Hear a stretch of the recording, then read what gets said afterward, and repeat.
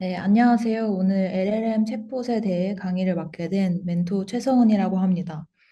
지금 회사에서는 AI 기획자이자 프로덕트 매니저로 입사를 했고요. 현재는 데이터 사이언티스트로 일을 하고 있어서 기획과 개발 모두 주 업무를 하다 보니 전반적인 기획과 개발에 관련된 내용을 설명드릴 수 있을 것 같습니다. 현재 주 업무는 추천 엔진 모델링이랑 고객용 LLM 챗봇을 개발하고 있습니다. 오늘은 LLM 챗봇을 기획하고 개발할 때 어떤 부분을 고려해야 하는지에 대해서 간략히 얘기해 보고자 합니다.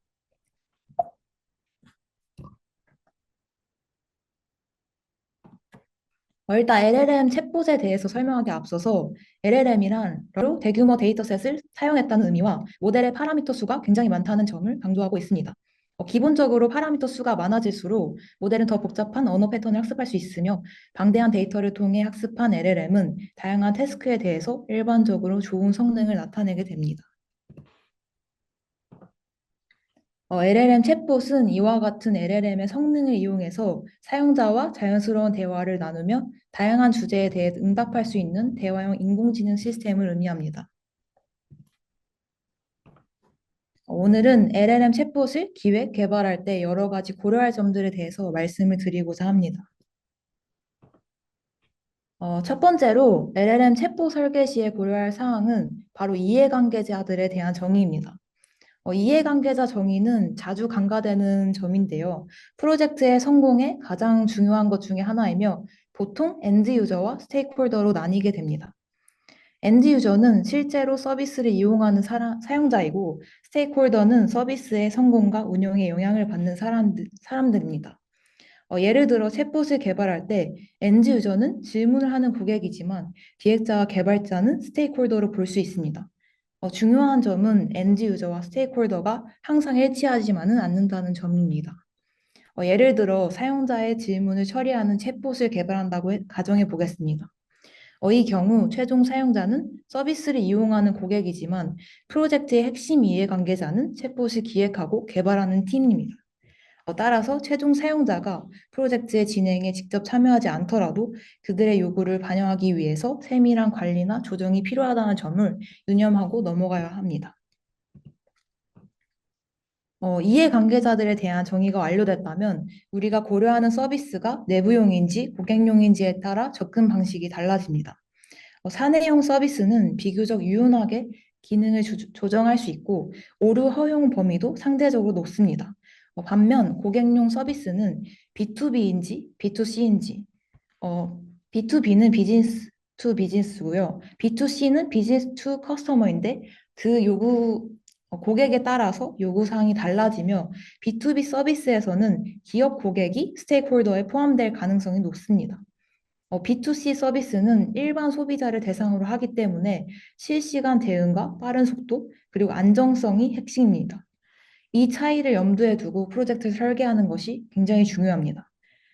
특히 B2C에서 안전성이라 하면 LLM 챗봇에서 고객의 개인정보를 유출하거나 사회적으로 이슈를 야기할 수 있는 말을 하는 경우 등에 대한 오류를 최소화해야 하고 더 철저한 테스트 계획이 필요합니다.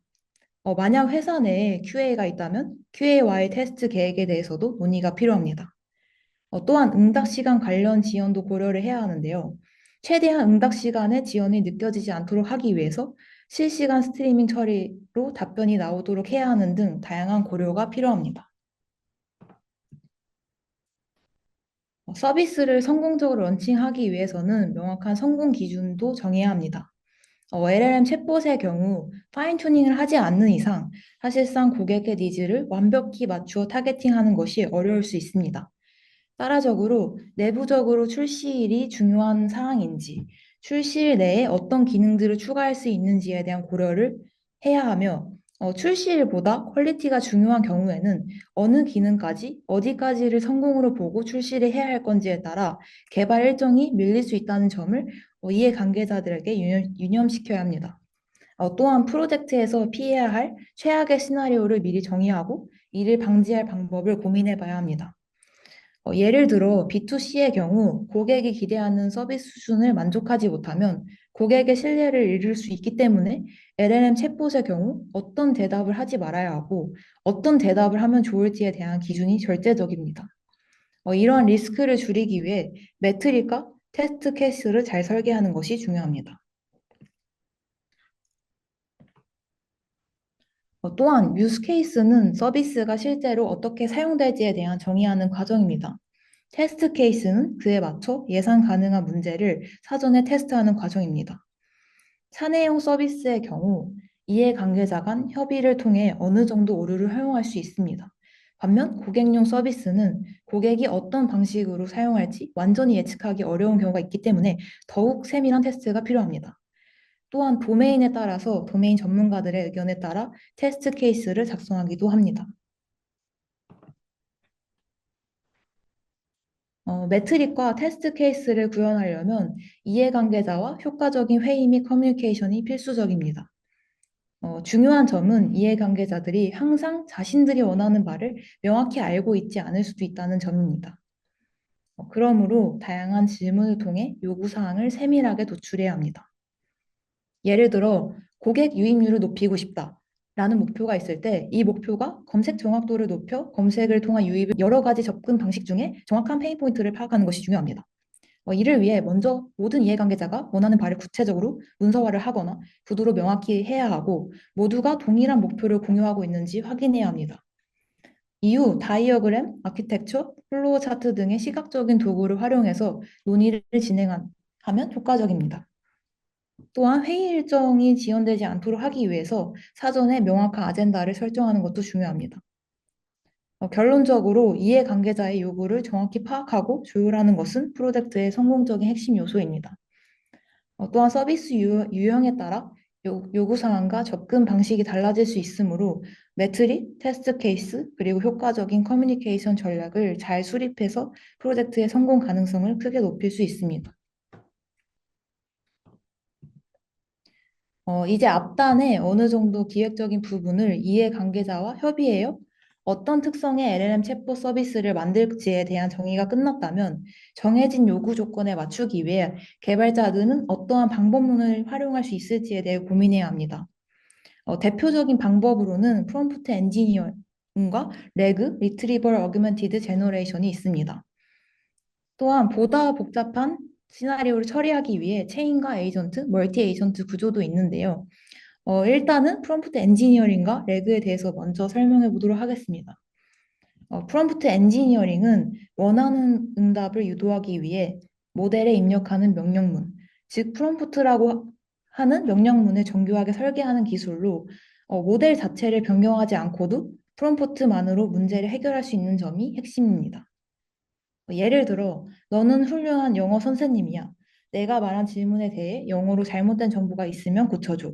라는 프롬프트와 She goes to school every day 라는 질문이 주어졌을 때 모델은 She goes to school every day 라는 올바른 답변을 생성하게 됩니다.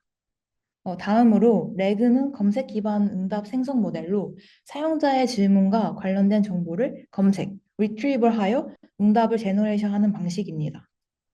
여기서는 필요한 참조 정보를 컨텍스트로 결합해 답변을 생성하는데 예를 들어 당신은 친절하고 전문적인 고객 지원 상담사입니다. 라는 프롬프트와 딸기 배송 상태를 확인하고 싶어 라는 질문이 있을 때 딸기 배송 상태, 도착 예정 이루라는 컨텍스트 정보가 주어진다면 모델은 고객의 주문은 현재 배송 중이며 약 2일 내에 도착할 예정입니다. 라는 응답을 생성할 수 있습니다.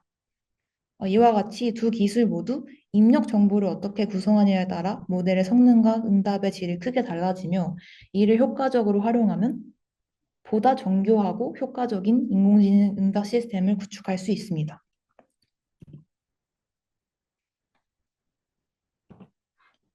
더 복잡한 LLM 챗봇을 설계하려면 단순히 프롬프트만을 통한 프롬프트 엔지니어링이나 레그만으로는 한계가 있을 수 있습니다.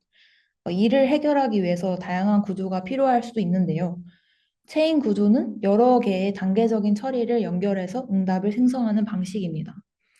마치 공장의 생성 라인처럼 각 단계를 거치며 데이터를 가공하고 최종적인 결과물을 얻는 구조입니다. 이 구조는 주로 순차적인 문제를 해결하거나 논리적인 흐름을 따라야 할 때 유용합니다. 예를 들어 고객 문의 응답 시스템을 체인 구조로 생성한 한다고 하면 고객이 환불 절차가 어떻게 되나요? 라고 물었을 때 체인 구조는 질문 분석, 문서 검색, 정보 요약, 응답 생성 등의 구조를 통해서 응답을 생성하게 됩니다. 체인의 각각의 사용자의 질문에서 핵심 키워드, 환불이나 절차 등을 추출하는 질문 분석 펑션을 모듈화하고 추출한 키워드를 기반으로 관련 문서를 검색하는 문서 검색, 검색된 문서에서 관련 내용을 요약하는 정보 요약, 요약된 정보를 바탕으로 자연스러운 문장으로 응답을 생성하는 응답 생성. 이러한 체인 구조가 각 단계별로 순차적으로 연결돼서 앞 단계의 결과가 다음 단계의 입력으로 사용이 됩니다. 이러한 체인 구조는 주로 정보 검색이나 데이터 처리 파이프라인에 효과적으로 구성이 되고, 그 다음 에이전트 구조는 특정 기능을 수행하도록 설계된 개별 AI 모듈을 의미합니다. 각각의 에이전트는 독립적으로 동작을 하고 특정 역할에 최적화되어 있습니다. 이러한 에이전트를 조합해서 문제를 해결하는 방식도 또한 있는데, 스마트홈 시스템을 만든다고 할 때 음성, 자연어 처리, 제어, 안전 모니터링 에이전트가 독립적으로 동작하여 협력하게 됩니다. 예를 들어 사용자의 음성 명령을 텍스트로 변환하는 음성 인식 에이전트, 텍스트를 분석하여 사용자의 의도를 파악하는 자연어 처리 에이전트, 의도에 따라 조명을 켜거나 온도를 조절하는 제어 에이전트, 보안 카메라 데이터를 분석하여 침입자를 감지하는 안전 모니터링 에이전트가 있다고 할 때 사용자가 거실 불 좀 꺼줘라고 얘기하면 음성 인식 에이전트가 먼저 이를 텍스트로 변환하고 자연어 처리 에이전트가 이를 분석하여 거실 조명 끄기라는 명령어로 해석하게 됩니다. 그런 다음 제어 에이전트가 실제로 조명을 끄는 작업을 수행하게 됩니다. 이처럼 개별 에이전트가 서로 독립적으로 작용을 하고 협력해서 사용자의 요구를 처리하게 됩니다. 에이전트 기반 구조는 확장성과 유연성이 뛰어나고 기능별 모듈화를 통해 유지 보수가 용이합니다. 그 다음은 이러한 에이전트가 여러 개로 구성된 멀티 에이전트 구조가 있는데요. 멀티 에이전트 구조는 여러 개의 에이전트가 협력하여 고도화된 응답을 생성하는 방식입니다. 각 에이전트는 독립적으로 학습하고 결정을 내리지만 서로 상호작용하여 복잡한 문제를 해결합니다. 예를 들어 자율주행 자동차 시스템을 멀티 에이전트로 구축한다고 하면 카메라와 센서를 통해 주변 환경을 인식하는 인지 에이전트, 도로 상황과 교통 신호를 바탕으로 주행 전략을 결정하는 판단 에이전트, 가속 브레이크 조향 등을 실제로 제어하는 제어 에이전트, 인근 차량 및 교통 시스템과 정보를 주고받아 교통 혼잡을 최소화하는 통신 에이전트가 있다고 할 때, 인지 에이전트가 교차로에서 보행자를 감지하면 판단 에이전트는 정지 명령을 내리고 제어 에이전트는 이를 받아 차량을 안전하게 멈추며 통신 에이전트는 뒤따라오는 차량에 정지 신호를 보내 추돌 사고를 방지합니다. 멀티 에이전트는 개별 에이전트들이 협력해서 복잡한 관계에 있는 상황에서도 최적의 결정을 내리도록 설계되어 있습니다. 체인 같은 경우에는 순차적으로 처리해야 하는 기능 단위의 중심, 그리고 에이전트는 사람이 있다고 할 때 사람이 하나의 역할을 맡아서 기능을 한다고 보시면 되고, 멀티 에이전트는 이러한 사람과 같은 에이전트가 여러 개가 있을 때 같이 협력해서 문제를 해결해 나갈 할 때 쓰는 구조라고 생각해 주시면 됩니다. 이제 이러한 방법론을 대해서 정했거나 어떠한 방법론을 채택해서 시도해야 할지 감이 잡히지 않을 때는 아키텍처를 설계하기 시작하기 전에 타사의 베스트 프랙티스나 디자인 패턴을 참고하는 것이 중요합니다. 만약 공개된 정보가 부족하다면 논문이나 전문 서적을 통해 유사 아키텍처를 연구하는 것도 좋은 방법입니다. 실제로 모델의 경우에는 오픈 AI나 허깅페이스 등의 공개 사례를 살펴볼 수 있고, 관련된 기술이나 관련된 베스트 프랙티스 같은 경우에는 AWS나 마이크로소프트 같은 곳에서 효율적인 구조 설계에 대한 많은 인사이트를 얻을 수 있게 됩니다.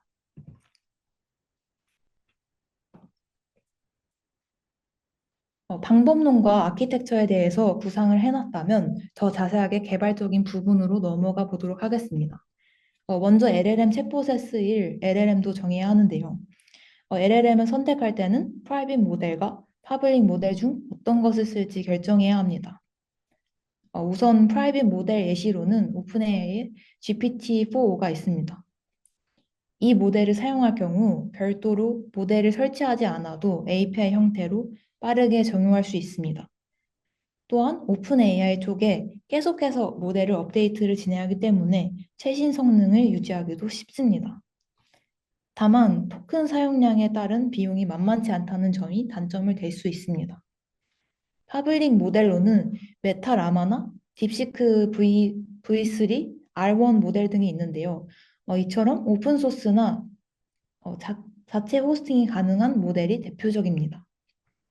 장점은 모델을 직접 커스텀하여 특정 도메인이나 요구사항에 최적화할 수 있다는 점입니다.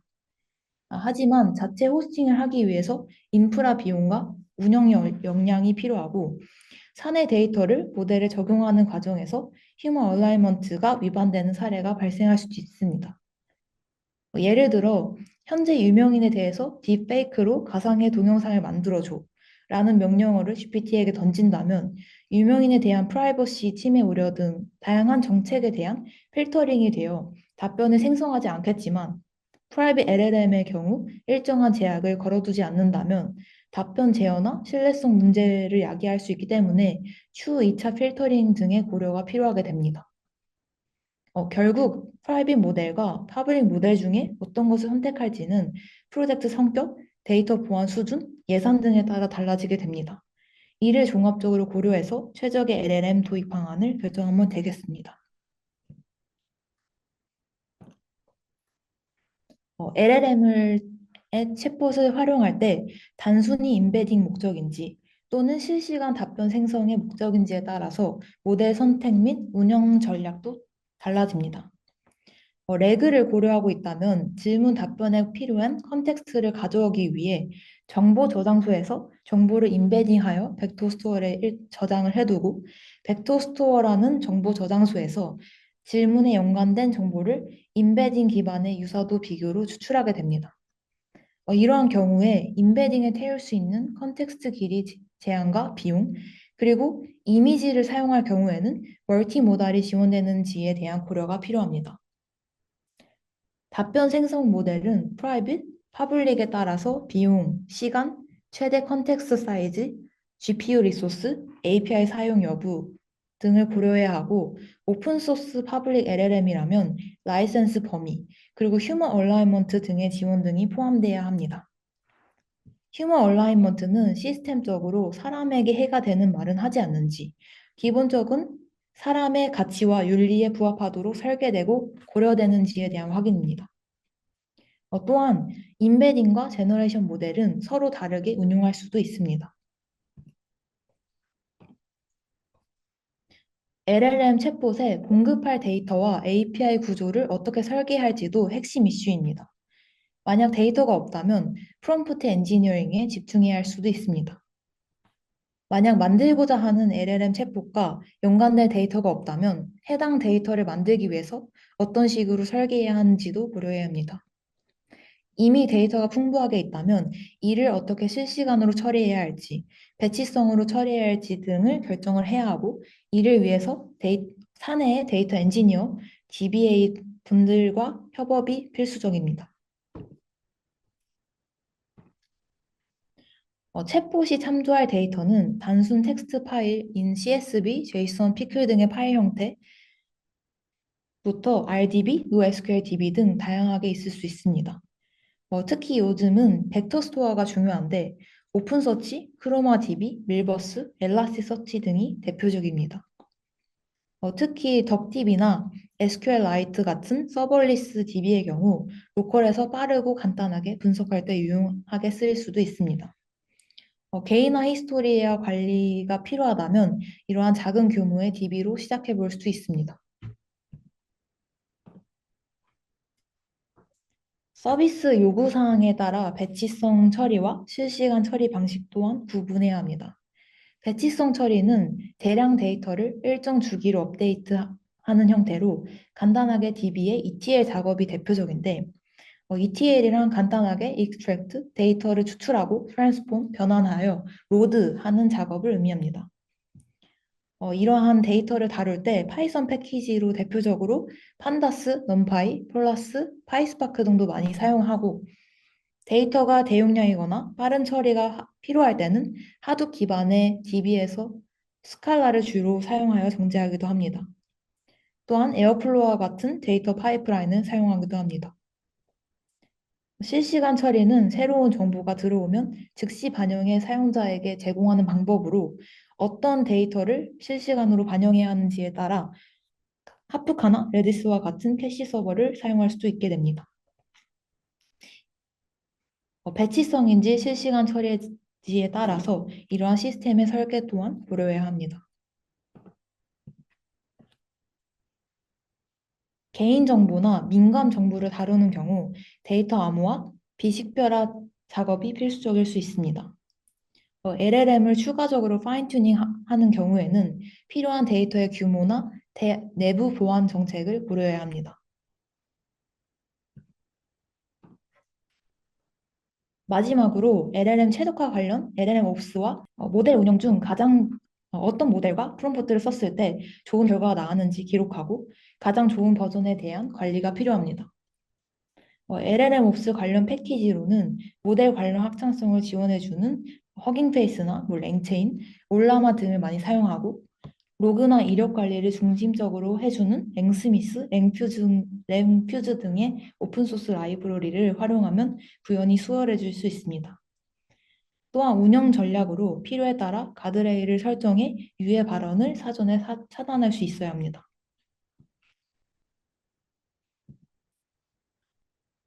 지금까지 LLM 챗봇을 설계할 때 고려해야 할 15가지의 주요 사항들에 대해 살펴보았습니다. 이해관계자 정의부터 아키텍처, 모델 선택, 데이터 전략, LLM 옵스 운영까지 전 과정을 통합적으로 고민해야 성공적인 챗봇을 만들 수 있습니다. 다음 단계로는 프로젝트 목표와 리소스를 고려하고 우선순위를 결정해서 소규모 POC를 진행해 볼 것을 권장합니다. 여기서 얻은 인사이트를 바탕으로 더욱 견고한 아키텍처와 운영 정책을 마련하고 필요하다면 프롬프트 이력이나 모델 성능을 지속적으로 모니터링해 LLM 옵스를 강화하는 방법까지 고려해 볼 수 있습니다. 이상으로 LLM 챗봇 설계 시 고려 사항에 대해 발표를 마치겠습니다.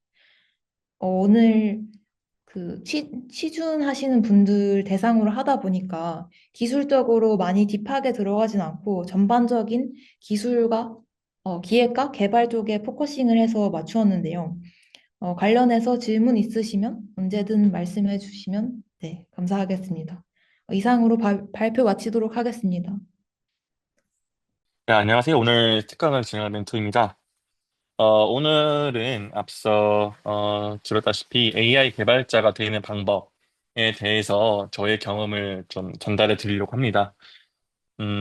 나는 왜 AI 개발자가 되었을까에 대해서 제가 왜 AI 개발자가 되었는지, 특히 어떤 부분에서 어, 느끼고 경험한 것을 통해서 AI 개발자가 되었는지를 함께 공유를 하고 Q&A 시간을 갖도록 하겠습니다. 먼저 AI 개발자를 선택한 이유에 대해서 말씀드리도록 하겠습니다. 저 같은 경우에는 이제 앞에서 소개를 보고 오셨는지 모르겠지만 현재 대기업에서 플랫폼 개발자로 활동 중에 있었습니다.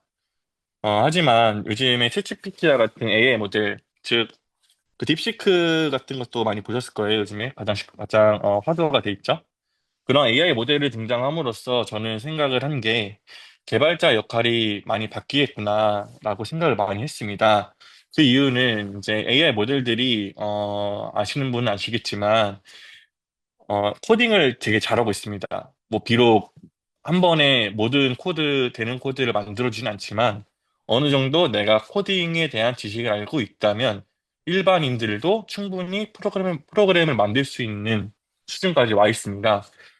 저는 이것을 보면서 만약에 내가 5년 후에 또 이러한 일을 현재 기존에 하고 있는 일을 하고 있다면 과연 지금 내가 이제 계속 커리어를 쌓아나갈 수 있을지 아니면 저는 원래 좀 커리어적으로 욕심이 많았는데 이렇게 가면은 그 욕심에 내가 충족을 못하겠구나라고 많이 느꼈습니다.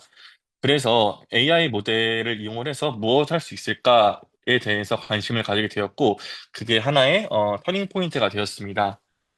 전환 과정에서 고민이 있었습니다. 왜냐하면 단순히 내가 AI 개발을 하고 싶다고 해서 AI 개발자로 할 수가 없는 이유가 있습니다. 그 이유는 AI 기술을 어떻게 활용할 것인가를 먼저 생각을 해봐야 되고요. 두 번째로는 현재 내가 하고 있는 업무에 AI 개발할 수 있을지, 왜 이 고민을 하게 되었냐면, 저 같은 경우에는 플랫폼 개발에 하고 있는 팀에 있기 때문에 AI와는 좀 동떨어져 있었습니다. 그래서 AI 개발을 제가 개발자를 하기 위해서는 가장 중요한 건, 즉 커리어에서 가장 중요한 거는 성과입니다. 그렇기 때문에 업무에 적용이 꼭 필요했고요. 그래서 현재 업무에 적용이 가능한가를 살펴보았을 때 이제 플랫폼의 어시스턴트 역할, 아니면 챗봇, 이런 것을 한다면, 충분히 업무에 적용할 수 있겠다라고 판단을 했습니다. 그래서 그 다음으로 고민하게 된 것은 내가 직접 모델을 개발할 것인가? 아니면 AI를 활용할 서비스를 만들 것인가에 대해서 고민했습니다. 직접 모델을 개발한다는 것은 아무래도 파인튜닝과 같은 과정을 통해서 특화된 모델을 만든다는 것을 의미하고요. AI를 활용한 서비스를 만든다는 것은 여러분들도 익숙하게 쓰고 있으시는 GPT 안에 있는 GPT 스토어 같은 역할들을 하는 것을 의미를 하고 있습니다. 두 개 중에 고민을 하면서 저는 AI를 활용한 서비스를 만들자고 마음을 먹었고, 그 이유는 이후에 말씀드리도록 하겠습니다. 그러면 AI 기술 내가 할 수 있는가? 어, 파인튜닝과 같은 과정은 상당히 AI 지식을 요구하고 있습니다. 과연 지금 내가 업무를 하면서, 뭐 학업을 하면서 그 AI 지식을 습득할 수 있을까? 그 파인튜닝을 올바르게 할 수 있을까를 봤을 때는 저는 되게 어, 힘들다고 판단을 했습니다. 그래서 저는 AI를 활용한 서비스를 만들려고 했고요. 그래서 AI 기술을 충분히 활용할 수 있겠다라고 판단했고, 그래서 자연스럽게 레그 기술을 선택을 했습니다. 레그 같은 경우에는 충분히 난이도가 낮고, 당연히 깊게 들어가면 어려운 기술이겠지만 접근성이 낮기 때문에 충분히 할 수 있다고 판단을 하였고요. 그래서 레그 기술을 이용해서 나는 AI 개발자가 될 수 있겠다라고 판단을 했고, 업무에 현재 적용하고 있습니다. 그러면 AI 개발자로서 어떤 마인드를 가지는 게 좋을까라고 했을 때는, 내가 AI를 직접 만들지 않아도 활용할 줄 아는 개발자가 되어야 한다라는 것은, 충분히 내가 AI 서비스를 만들지 못하더라도 AI를 이용을 한다면 AI 이용하지 않는 사람보다 훌륭한 가치 있는 사람이 될 것이기 때문에 이런 문구를 적어놨습니다. 그래서 마인드셋은 뭐 가장 중요한 거는 내가 프로그래밍 지식이 있어야 되고, 그리고 AI를 활용을 할 때 나는 뭐 어디서 있는 실습을 가지고 그냥 단순히 개발만 해야지 해서 끝쳐지는 게 아니라, 이것을 개발함으로써 어떠한 문제를 해결하겠다라는 생각을 가져야 되고요. 두 번째, 마지막으로는 현재 제가 계속 강조하는 듯이 현재 업무에 어디에 적용하면 유용할지 판단하는 것이 필요로 합니다. 그러면은 제가 왜 레그를 선택했는지, 수많은 AI 기술 중에 뭐 스테이블 디퓨전도 있고 한데 레그를 선택하게 되었는지를 말씀드리자면, AI 개발을 함에 있어서 LLM 활용은 저는 이제 필수적이라고 되게 생각을 해요. 그 이유는, 첫 번째는 요즘에 LLM 개발자를 채용하는 곳들이 되게 많습니다. 두 번째는 LLM을 활용을 한 게 다른 AI 기술보다 좀 더 상대적으로 쉽게 할 수 있겠다라고 생각을 해서, 저는 AI 개발을 시작하는 사람에게는 무조건 LLM 활용을 추천을 하고 있고요. 그리고 모델 직접 튜닝이 비용과 기술적 한계로 되게 어렵습니다. 제가 뒤에도 설명드리겠지만, 제가 23년도부터 LLM 개발을 시도를 했었는데요. 그때 당시에는 파인 튜닝을 이용을 해서 진행하려고 했습니다. 근데 되게 기술적으로 많이 어려웠고, 하고 나서도 한계가 되게 많았습니다. 근데 레그를 사용하면은 이러한 단점들을 상쇄시킬 수 있어서 저는 레그를 선택을 했고요. 그리고 오픈 AI API를 사용을 하면은, 이게 아무래도 오픈 AI가 여러 뭐 자기들 믿어라 이런 식으로 얘기를 하지만 보안적으로 많이 이슈가 있습니다. 그 이유는 공개를 하지 않기 때문에. 오픈 AI가 좀 폐쇄적인 정책이잖아요. 그래서 그런 보안적인 이슈가 있어서 오픈 AI API를 이용했을 때는 회사에 사용하지 못하는 이슈가 있었고요. 데이터 업데이트 같은 경우도 이의 연장선으로 회사의 내부에 있는 이제 기밀 데이터들을 이용을 해야 되는데, 쉽사리 오픈 AI를 이용할 수가 없었죠. 보안 문제 때문에. 그리고 현재 에이전트가 되게 요즘 이슈가 되고 있습니다. 그 레그를 이용을 한다면 에이전트 활용도 충분히 할 수 있겠다라고 생각을 해서 저는 레그와 LLM을 선택하게 되었습니다. 그럼 레그의 핵심 장점은 무엇일까? 간단하게 설명드리겠습니다. 현재 많은 분들이 이전보다 레그를 많이 알고 있는 것으로 알고 있습니다. 레그는 어떤 장점을 가지냐면 튜닝 없이 원하는 정보를 반영할 수 있습니다. 왜냐하면 레그 같은 경우에는 어떠한 특정 문서를 DB에 저장해서 활용을 하기 때문에 그 DB를 내부에 구축을 하면 튜닝 없이 바로 모델에게 전달함으로써 활용이 가능하고요. 그를 통해서 모델의 재학습이 필요가 없기 때문에 직접 튜닝하는 것보다는 장점을 가지고 있고, 또한 이제 파인 튜닝을 해보신 분들은 알겠지만 적은 데이터도 엄청 많이 돌려야 되거든요. 뭐, 저 같은 경우에는 질의응답을 한 400개 정도를 돌리는데, 그것만 돌리는데도 한 6, 7시간이 걸렸습니다. 그만큼 파인튜닝을 하게 되면은 시간도 많이 소모가 되는데, 레그를 활용하게 되면은 내가 데이터 포맷 맞춰서 잘 저장만 해 놓으면 즉각적으로, 모델에 넣고 활용할 수 있고요. 그리고 프롬프팅이 있기 때문에 답변을 충분히 보완할 수 있습니다. 그래서 여러분도 이제 잘 쓰실 거라 생각을 하는데 GPT 같은 경우 이제 프롬프트가 중요하죠. 근데 레그에서도 어떻게 프롬프트를 쓰느냐에 따라서 답변을 보완할 수 있고, 즉 되게 유연하게 LLM을 이용한 개발이 가능합니다. 또 최신 정보도 즉각 내가 데이터를 만들어 넣으면 되기 때문에 활용이 가능하죠. 기존 LLM 같은 경우에는 뭐, 예를 들어서 2023년까지의 데이터입니다. 이런 식으로 되게 이전 데이터들을 기반으로 많이 하고 있습니다. 그래서 최신의 데이터들은 답변을 못하는 경우가 많습니다. 그건 앞서 말씀드린 것처럼, 파인 튜닝 과정에서 많은 비용과 시간이 들기 때문인데요. 레이 같은 경우에는, 다시 말씀드리지만, 그럴 필요가 없다라는 장점을 가지고 있고, 그리고 상황에 따라서 보안성과 유지 보수 용이성을 가질 수 있습니다. 저 같은 경우에는 회사 내부의 모든 레그의 파이프라인 구성 요소들을 갖추고 있기 때문에 보안성엔 전혀 문제가 없고요.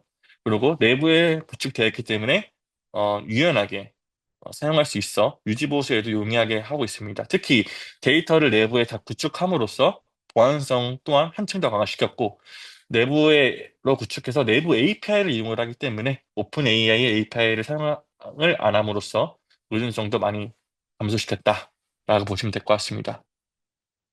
레그를 이용하는 것에 여러 가지가 이유가 있지만 대표적으로 이런 이유가 있고요. 이런 이유가 있기 때문에 회사에서 레그를 이용해서 많은 서비스들을 개발하고 있습니다. 그 레그랑 파인튜닝을 제가 계속 말씀드렸는데 간단하게 비교를 통해서 어떤 점이 다를지 말씀드리겠습니다.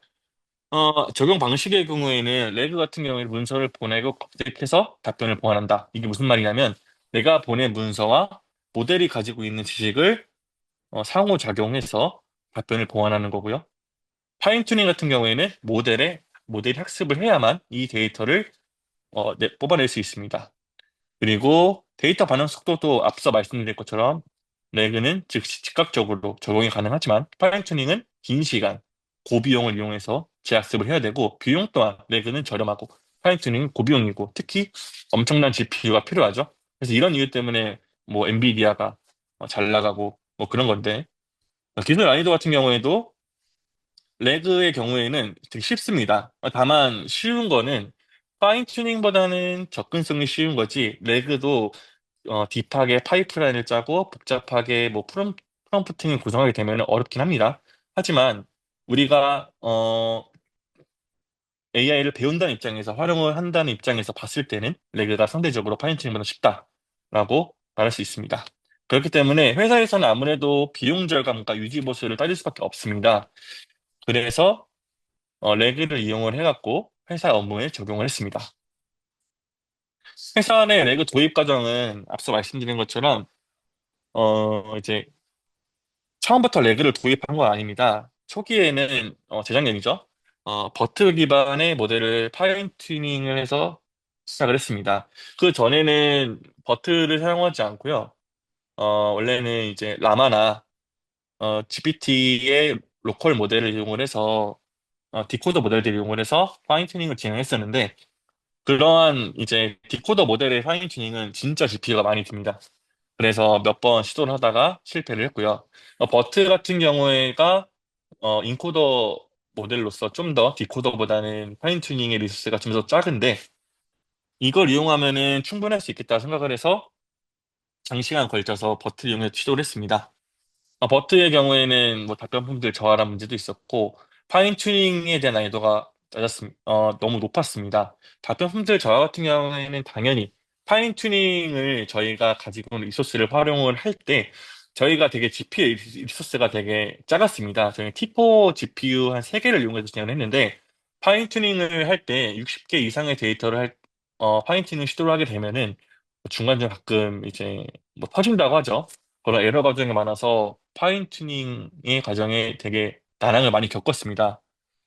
그렇기 때문에 많은 데이터가 못 들어가니까 답변의 품질은 당연히 저하가 되고 또 파인 튜닝을 진짜 조그마한 리소스를 활용하자고 하니까 너무 어렵고 데이터 업데이트는 당연히 할 수가 없었고 또 GPU를 도입하려면 단순하게 생각하면은 이제 그러니까 제가 봤을 때는 대기업에서 GPU를 수급하는 거는 상당히 큰 절차가 필요합니다. 뭐 예를 들어 스타트업 같은 경우에는 좀 더 그러한 의사결정 과정이 짧기 때문에 돈만 있다면 이제 대기 시간만 소요를 해서 그 GPU 받는 대기 시간만 소요를 해서 사고 있지만 이거는 제가 들은 정보입니다. 하지만 저희 같은 경우에는 진짜 이런저런 의사결정이 되게 많습니다. 뭐 검토만 1년 걸릴 때가 있고 그렇게 이거를 기다릴 수가 없어서 버티를 시도를 했지만 실패를 했습니다. 그래갖고 한 2, 3개월 정도 작업을 못하고 있었는데요. 제가 작년 초에 레그 논문을 하나 읽게 되었는데 생각보다 품질이 괜찮더라고요. 그래서 3, 4개월 동안 레그 학습을 시작했습니다. 뭐 스터디도 많이 했고 어디 세미나 가서 발표도 진행했고 이런저런 제 되게 3, 4개월 동안 많은 활동을 했었는데 그 3, 4개월 동안의 결과를 가지고 회사에 브리핑을 한번 하니까 많은 이제 팀장님들이나 뭐 과장님들이나 이런 선배님들이 되게 마음에 들어해서 정식적으로 도입하게 됐습니다.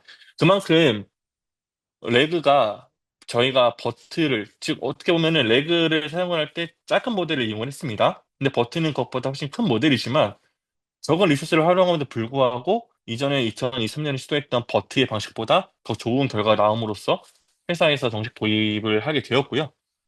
네, 테스트 같은 경우에는 특수 분야의 데이터를 많이 이용을 했습니다. 그래서 뭐 쿠버네티스라던가 여러 전문 분야의 데이터를 이용해서 테스트해본 결과 되게 엄청 좋은 결과를 얻어서 정식 도입을 하게 되었고 운영 환경에 대해서 물어보시는 분들이 되게 많았습니다. 그래서 운영 환경을 간단하게 말씀드리자면 올라마 기반의 서빙 환경을 운영을 했고요. 현재는 VLLM을 이용하려고 합니다. 그 이유는 올라마의 경우에는 이제 이거는 제가 따로 벤치마크를 했던 결과인데 30명 이상의 동시적인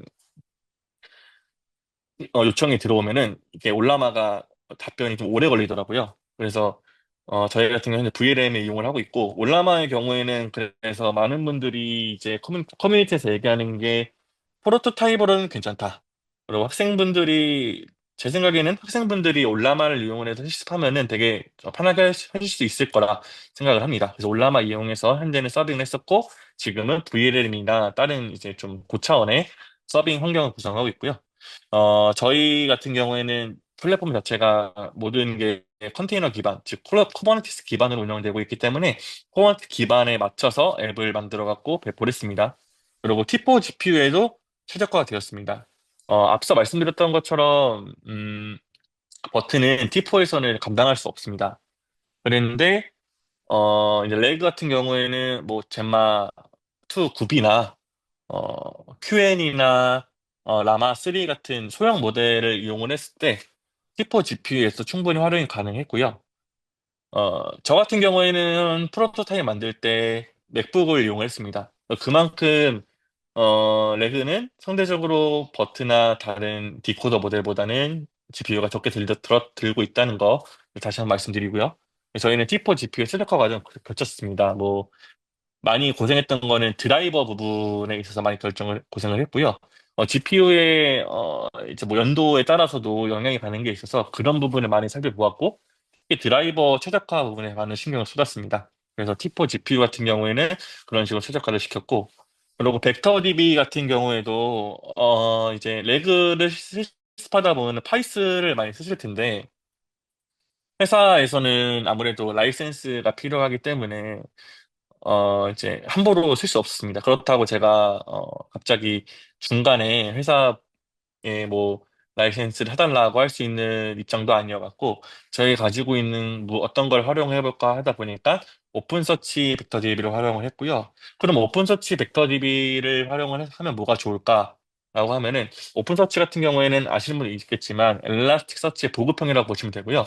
제가 옆에 벡터 DB라고 가로쳐놓은 거는 오픈서치 자체가 벡터 DB는 아니지만 온리 벡터 DB는 아니지만 벡터 DB처럼 활용할 수 있다.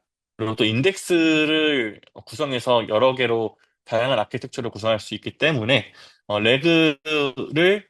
레그의 오픈서치를 적용하기에는 매우 좋았습니다. 레그 같은 경우에도 데이터를 다 때려 박아서 문서를 올바르게 유사도 뽑아서 보여주면 되게 좋지만 그냥 그렇게 데이터를 한 곳에 다 모아서 레그를 쓰는 건 되게 좋지 않거든요. 그래서 레그 같은 경우에 저 같은 경우에는 이제 오픈서치에 넣을 때 도메인별로 쪼개서 넣었습니다. 뭐 예를 들어서 쿠버네티스의 데이터면은 오픈서치에 뭐 인덱스에 쿠버네티스 해놓고 쿠버네티스 밑으로 쭉 넣고 두 번째로는 뭐 이제 가상머신 그러면 가상머신 인덱스 만들어서 넣고 이런 식으로 오픈서치 인덱스를 이용을 해서 벡터 DB들을 활용을 했고요. 그리고 레디스, 몽고디, 마리아 같은 것도 이용해서 레디스의 경우에는 현재의 그 답변의 상태죠. 답변을 계속 주고받을 멀티턴을 이용하기 위해서 레디스를 사용을 했고요. 몽고디비 같은 경우에는 사용자들의 누적 데이터를 평가를 하기 위해서 몽고디비를 사용을 했습니다. 그래서 몽고디비에다가 사용자들이 질문한 것과 답변, 그리고 사용자들이 답변에 대한 평가까지 저장을 해서 백데이터로 활용을 했고요. 마리아 같은 경우에는 템플릿을 이용을 했습니다. 그래서 마리아에 여러 가지의 프롬프트들을 넣고요. 그래서 상황에 따라서 사용자들이 질문에 어떤 걸 하는지, 그러니까 질문의 종류에 따라서 마리아 DB 안에 있는 프롬프트 템플릿을 유동적으로 활용을 하여 프롬프팅 과정을 진행을 했습니다. 그래서 시행착오 및 해결책이라고 제가 적어놨는데 사실 레그를 만약에 해보신 분도 알 거고 이후에 해보실 분들도 곧 알게 되겠지만 상당히 쉽습니다. 그 이유는 저희가 랭체인을 이용해서 그럴 텐데요. 랭체인을 이용하게 된다면은 상당히 쉽게 레그를 체험할 수 있고, 저같이 내부의 모델을 구축 안 해도 오픈 AI의 API만 있다면은 솔직히 말하면 30분 내에 뭐 한두 시간이면 충분히 어느 분들도 할 수 있다. 예, 정도인데, 생각보다 회사의 운영을 할 때, 즉 도입을 할 때는 엄청 많은 시간이 걸렸습니다. 그 이유는 이제 아무래도 클러스터의 GPU를 운영한 경험이 저희가 좀 부족했고요. 왜냐면 저희 같은 경우에는 플랫폼을 개발한다고 하지만 저희 플랫폼에 GPU가 필요할 정도는 아니었거든요. 그래서 클러스터에 GPU를 제외한 뭐 CPU로 돼 있는 걸 이용해서 운영을 했는데 GPU를 갑자기 위에다 끊어놓자고 하니 많은 걸 좀 해야 되어야만 했습니다. 아까 말씀드렸던 것처럼 드라이버 문제라던가 뭐 버전 이슈라던가 아무래도 저희 GPU가 오래된 GPU이기 때문에 여러 가지 고려했어야 됐고 이것을 이제 플랫폼 전문가분들이랑 협업을 해서 해결을 하고 진행을 했고요. 벡터DB 라이센스 문제 이것도 이제 학생분들은 생각보다 실습을 할 때 좀 선택폭이 많겠지만 회사 있으신 분들은 뭐 아니신 분들도 있겠지만 라이선스 때문에 고민을 많이 할 겁니다. 그래서 저희가 이제 직장인 분들하고 스터디 진행을 할 때도 이제 고민을 많이 했었고 그래서 대부분 오픈서치를 이용을 해서 많이 현재 진행을 하고 있습니다. 그 이유는 오픈서치에 벡터를 저장할 수 있고 두 번째는 아까 말씀드렸던 것처럼 인덱스를 활용할 수 있기 때문에 레그를 사용하는데 좀 최적화가 되어 있다. 그래서 그런지 AWS에서도 레그를 사용하게 된다면은 많은 예제로 오픈서치를 활용하고 있는 걸 확인할 수 있습니다. 뭐 데이터 포맷 최적화의 경우에는 원래는 데이터 포맷을 저는 PDF에 텍스트를 쭉 넣습니다.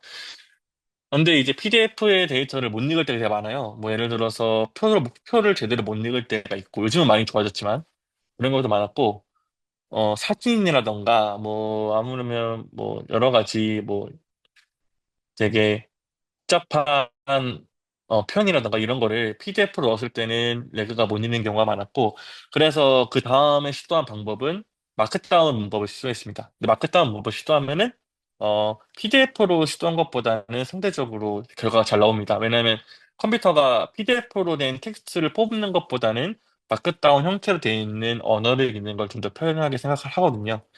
그래서 마크다운을 바꿔 시도를 했고, 마지막으로는 제이슨 형태로 변경을 했습니다. 그래서 쭉 흐름을 보자면은 데이터 포맷 같은 경우에는 먼저 텍스트를 컴퓨터가 읽을 수 있게 포맷을 합니다. 그 말은 뭐냐면 한글을 사용을 할 때 불필요한 수식 어구를 빼고 수미상관으로 진행을 하고 먼저 정의를 내기를 하고 이런 식으로 데이터에 대한 한글에 대한 포맷을 먼저 맞춥니다. 예를 들어서 뭐 밥을 먹는 방법이 세 가지가 있다.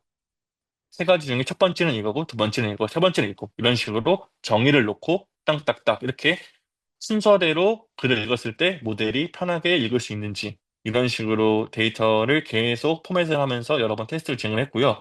그렇게 포맷을 맞춰두게 되면은 그 다음은 이 글들을 컴퓨터가 잘 읽을 수 있게 바꿔주는 작업들을 진행을 한 겁니다. 그래서 PDF, 마크다운, 제이슨 기반으로 변경을 하면서 진행을 했고요.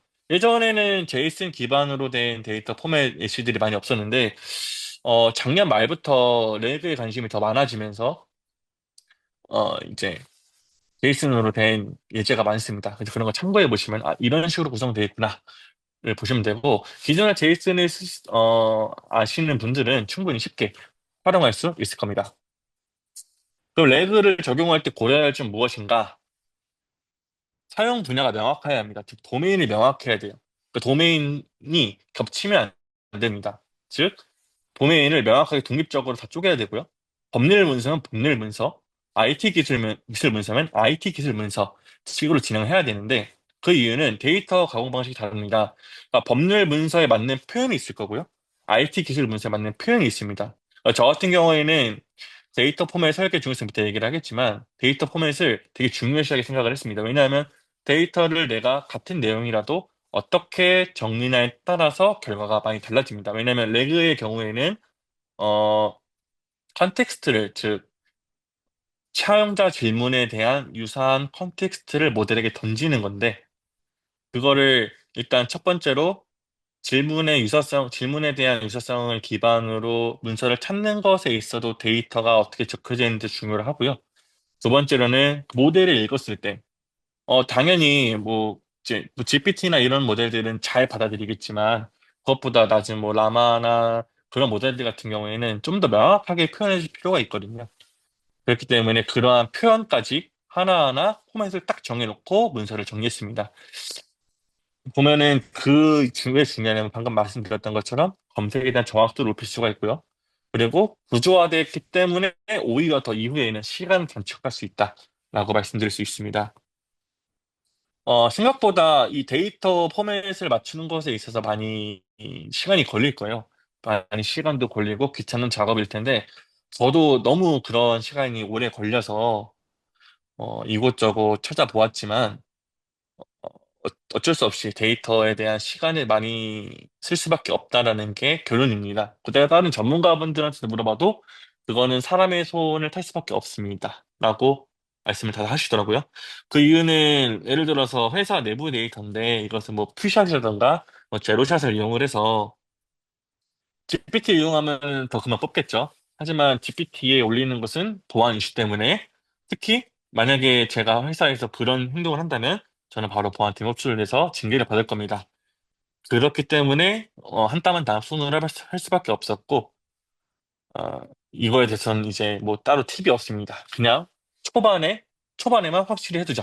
그리고 초반에 해서 이후에는 시간 단축하는 방법으로 선택하시면 될 것 같고요. 이제 도메인을 명확하게 되는 이유는 또 한 가지 더 있는 게 제가 여기는 프롬프팅 내용을 좀 빼먹었는데 프롬프팅 엔지니어링이 레그에서 상당히 중요한 요소입니다. 그래서 프롬프트 엔지니어를 공부하셔서 현재 내가 적용하려고 하는 분야에 어떤 프롬프팅이 좋은지 것들을 많이 테스트해 보시는 걸 추천드리겠습니다. 그리고 레그의 경우에는 연구를 많이 파악을 해야 됩니다. 레그는 뭐 다들 여러 의견들이 있겠지만 저는 아직 블루오션이라고 생각을 해서 그 때문에 되게 많은 발전 가능성을 지닌 어, 분야라고 생각을 합니다. 이제 레그를 할 때는 아무래도 기술을 익히는 것도 중요하지만 최신 연구가 어떻게 되고 있는지 파악하는 것도 중요합니다. 뭐 에이전트라는 게 요즘 많이 유명한데요. 제가 공부할 때만 해도 에이전트가 좋냐 안 좋냐를 논할 때였습니다. 하지만 지금은 에이전트가 많이 대세가 되었는데 이런 식으로 좀 더 레그는 AI 분야답게 빠르게 발전하고 있습니다. 그리고 관심도 많고요. 그래서 꾸준하게 논문을 찾아보고 공부하시는 것을 추천드리고요. 그리고 추천할 만한 사이트는 당연히 허깅 페이스는 다 아실 거고 저는 랭체인 공식 문서를 많이 봤고요. 그리고 테디노트라는 곳이 있습니다. 뭐 유튜브도 있고 테디노트에 대한 뭐 위키독스도 있는데 그런 문서들을 보면서 공부를 많이 했습니다. 그리고 이제 만약에 그럼 내가 AI 개발자 로드맵 과연 무엇일까라고 제가 말씀을 드리자면 AI 개발자의 경우에는 솔직히 말하면 뭐 특별한 얘기는 아니겠지만 기본 CS 지식은 필요합니다. 왜냐하면 이제 운영체제나 네트워크 같은 경우에 왜 필요하냐면 GPU, 즉 GPU 환경을 사용할 때는 이런 CS 지식이 있어야만 문제가 일어났을 때 트러블 슈팅이 가능하고요. 이 이유는 뭐 회사마다 다르겠지만 저 같은 경우에 베어메탈 환경에서 구성을 해야 되기 때문에 하나부터 열까지 저희가 다 순수했어야 됩니다. 그래서 운영체제 네트워크나 데이터베이스에 대한 지식이 꼭 필요하고요. 그리고 여러 가지 언어를 할 수 있습니다. 뭐 C 언어도 가능하고 뭐 자바로도 가능한데 저는 이제 만약에 하신다고 하면은 파이썬으로 하는 걸 추천드리고요. 그리고 하시기 전에 또 여러 실전 프로젝트들이 현재 예제가 되게 많습니다. 진짜 요즘에 제가 안 그래도 이걸 준비하면서 검색을 구글에 해보니까 여러 가지 프로젝트들 블로그들이 많더라고요. 그런 거 한번 참고해 보시는 거 좋을 것 같고, 그러면 AI 기술 스택을 이제 위에 앞선 CS 지식이 있다고 가정하에 학습을 한다고 하면 뭐 어떤 거 했으면 좋을까 하실 때 레그 관련된 것 중에서도 뭐 랭체인, 헤이스택 등이 있는데 헤이스택은 저는 비추하고요. 랭체인만 보시면 될 것 같고 아니면 라마 인덱스까지 추천드리겠습니다. 그리고 올라마, VLN 같은 거 추천드리고요. 올라마의 경우에는 CPU에서도 가능합니다. 그래서 뭐 자기가 GPU가 없다고 해서 나 못하는 거 아니야라고 좀 좌절하지 마시고 CPU에서도 올라마를 이용한다면 충분히 로컬 LLM 환경을 구축할 수 있으니까 올라마를 학습하시면 될 것 같고요. 만약에 내 GPU가 있고 충분히 리소스가 된다. 그러면은 VLLM 이용을 해보시는 걸 추천드리겠습니다. 아무래도 VLLM 기반 같은 경우에는 좀 대용량 처리가 가능하기 때문에 오히려 내가 이걸 이용해서 커리어를 싹 했다면은 올라마보다는 VLLM 추천을 하고 나는 리소스가 별로 안 좋고 학습하는 위주로 할 거면은 올라마로 하시면 될 것 같고요. 그 랭체인하고 올라마가 있기 때문에 충분히 레그를 실전 테스트, 즉 기초 예제하는 거는 상당히 난이도가 낮을 겁니다. 그리고 벡터DB 같은 경우에는 저는 개인적으로 오픈 서치를 많이 추천하고요. 왜냐면 AWS를 이용하는 기업들이 되게 많아요. 그래서 AWS 내부에서 레그를 구축하는 회사들이 되게 많은데 대부분이 AWS 안에서는 오픈 서치를 이용을 하기 때문에 그 실제로 AWS 세미나 가보면은 오픈 서치를 이용해서 많이 보여줍니다. 그래서 오픈워치를 안다면은 좀 더 도움이 되지 않을까라고 말씀드리고요. 데이터 포맷이나 인덱싱 방식 같은 경우에는 직접 공부해 볼 수밖에 없습니다. 제일 좋은 거는 GPT를 이용해 보는 것도 괜찮습니다. 뭐 GPT 이용을 해서 GPT한테 나는 레그라는 것을 할 거고 챗봇을 구성을 할 건데 LLM 모델이 잘 이해할 수 있는 이제 데이터 구조는 무엇이 있을까? 아니면 내가 만든 공개할 수 있는 데이터를 이용해서 이 데이터들을 LLM 모델이 잘 이해할 수 있게 바꿔줘. 이런 식으로 하면서 데이터 포맷에 익숙해지고 그런 걸 공부를 하고 직접 짜보는 걸 좀 추천드리고요.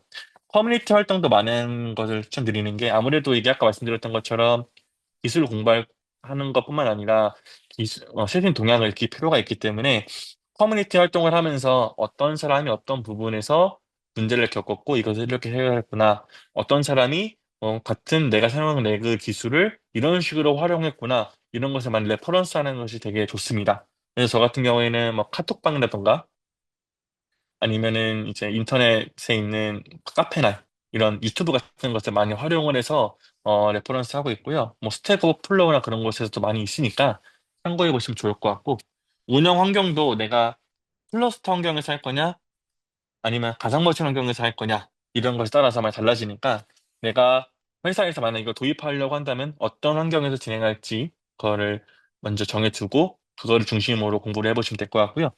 GPU 활용 및 최적화가 있는데 이거는 이제 어 상당히 저도 지금 많이 어렵다고 생각을 하고 있긴 한데 GPU를 또 다루는 것은 레그랑 AI를 아는 것과 좀 다르기 때문에 이런 GPU 활용을 하는 것도 공부해 두시면 좋을 것 같습니다. 뭐 GPU, 엔비디아 명령어나 뭐 그런 것들을 공부를 하면서 아, GPU는 이런 식으로 최적화를 할 수가 있구나. GPU 명령어는 이런 게 있구나.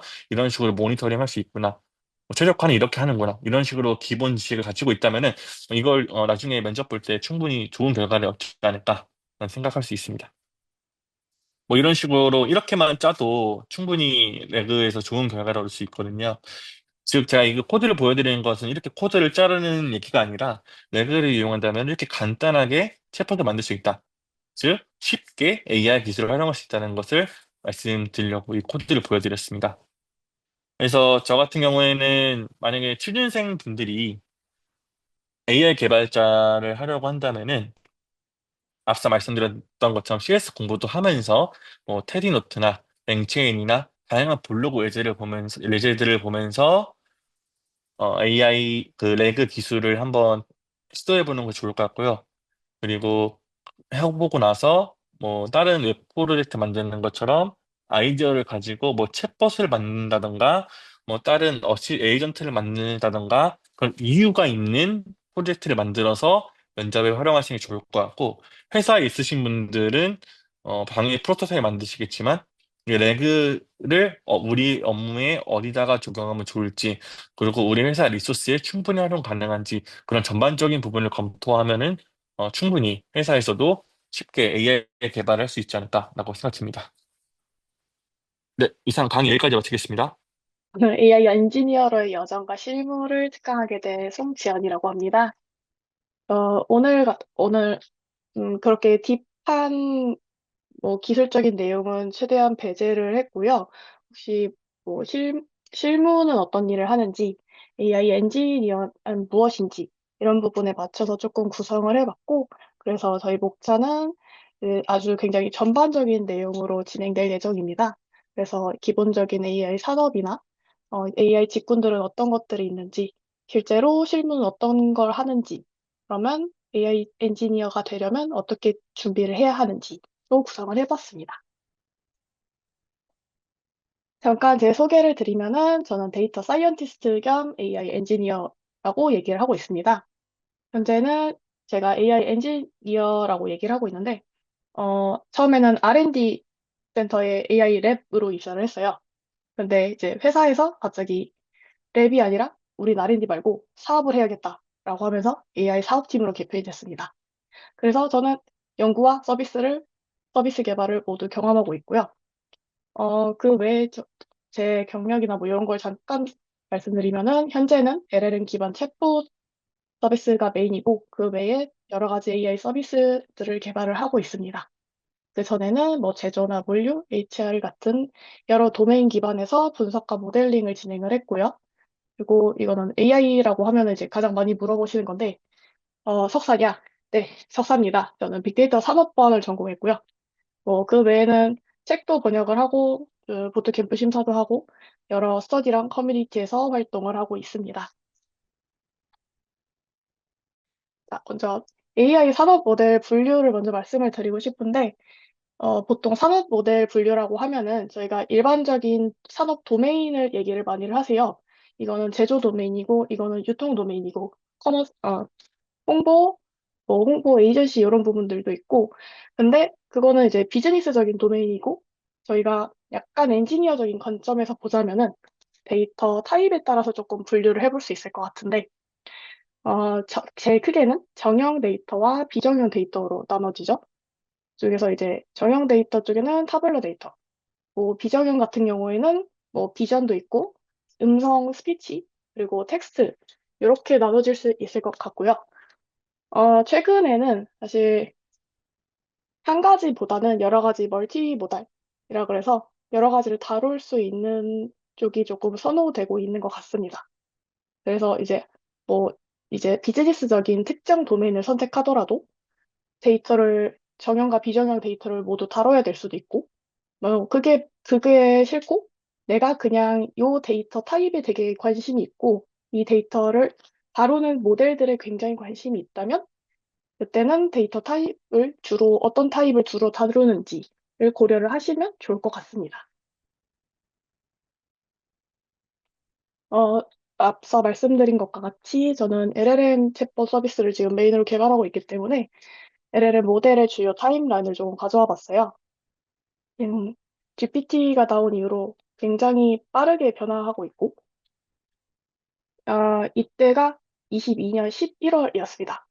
지금으로부터 2년 반, 3년쯤밖에 안 됐죠? 그 전에 그러면 GPT가 없었냐? 그건 아닙니다. 계속 오픈 AI는 이런 라지 랭귀지 모델을 계속 연구를 하고 있었고, 계속해서 자기들의 그런 정보를 내보내고 있었어요.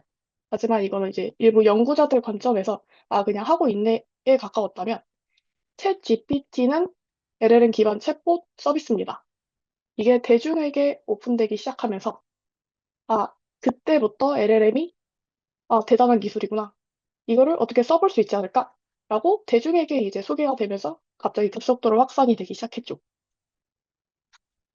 이렇게 23년에는 그 이후로 이제 저희가 여러 가지 들어본 뭐 라마 모델이나 GPT-4, GPT-4도 얼마 안 됐고, 뭐 믹스트랄 같이 다양한 LLM 모델들이 나왔고, 이때 멀티모달이라는 모델도 같이 나오기 시작합니다.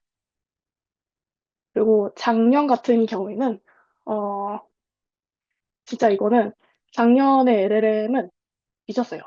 이때 산업고는 정말, 정말 쏟아져 나왔다고 말을 드릴 수 있을 정도로 각종 모델과 뭐 크기랑 상관없이 여러 회사, 뭐 모델 타입, 정말 쏟아져 나왔어요.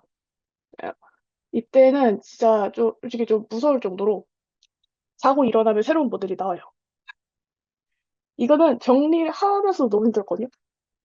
이제 뭐 그러면서 작년에 조금 가장 핫했던 게 SLLM이 조금 이제 핫하기 시작했고, 그리고 이제 다른 분들, 보통 이제 관가하시는데, 이때 저희 가드레일이라고 보안 쪽을 조금 LLM 자체에서 보안 이슈 때문에 그런 부분들을 조금 제어할 수 있는 것들이 작년부터 고려가 시작됐고, 요즘 나오는 모델들은 이 부분이 어느 정도 반영이 되어 있습니다. 그리고 올해 25년. 올해 25년에도 뭐가 많죠? 연초부터 딥시크 나오고, 뭐 이건 기능적인 부분이지만, 뭐 딥 리서치라 그래가지고, 이제 조금 더 고도화된 추론 모델, 고도화된 결과를 내보낼 수 있는 모델들이 나왔고, 정말 정말 최근에 이제 또 핫해진 게 MCP, 모델 콘테스트 프로토콜, 그리고 얼마 전에 오픈 AI에서는 에이전트 투 에이전트라고 해서 또 프로토콜이 내놨죠. 지금은 이 LLM이 어느 정도 성능은 보장이 많이 올라왔고, 그래서 어떻게 쓸 것인지, 이거를 어떻게 조금 더 이 생태계나 이 산업을 어떻게 좀 더 넓게 쓸 것인지에 대해서 확장되고 있는 상태다라고 이해를 해주시면 될 것 같습니다. 일반적인 AI 직군들인데요. 이게 제가 세 가지 층으로 좀 나눠봤어요. 제일 중앙에 있는 게 가장 일반적인 AI 직군들이라고 생각을 해주시면 될 것 같고, 제일 크게는, 뭐 저는 AI 엔지니어라고 하고 있으니까 제일 커요. AI 엔지니어, 뭐 AI 리서처, 그리고 AI 리서처 엔지니어. 요게 이제 AI 직군에서 가장 제너럴한 직군이라고 얘기를 할 수 있어요. 그 전에는 저 맨 윗줄을 보시면 뭐 NLP나 비전 엔지니어라고 했고, 뭐 ML 엔지니어라고 했고, ML 옵스 엔지니어라고도 많이들 불렸습니다.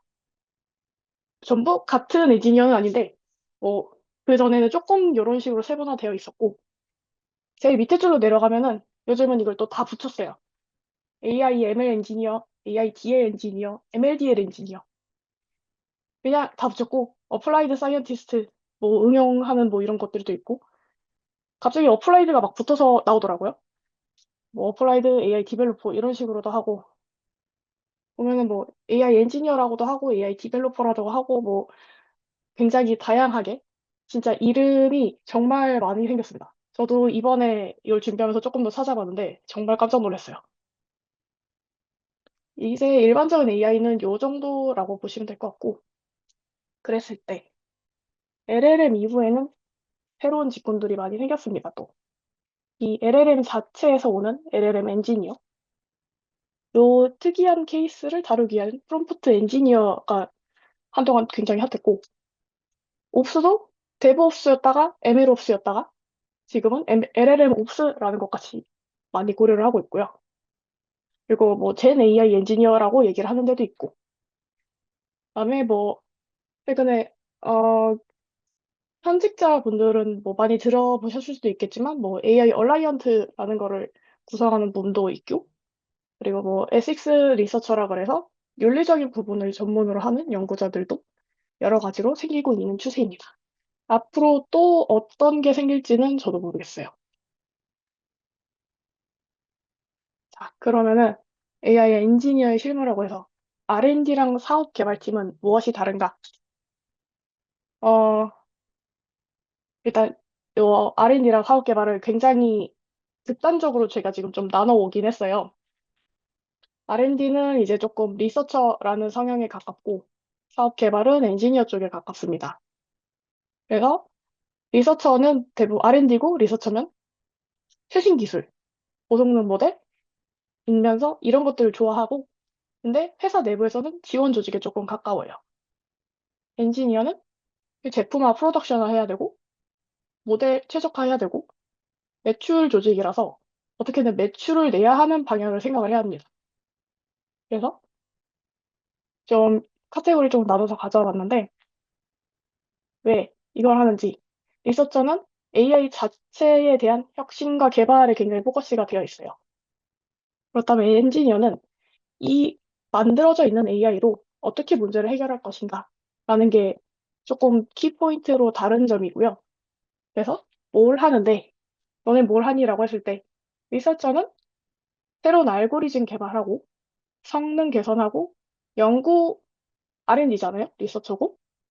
연구자적인 성향이 정말 강하고 연구를 많이 합니다.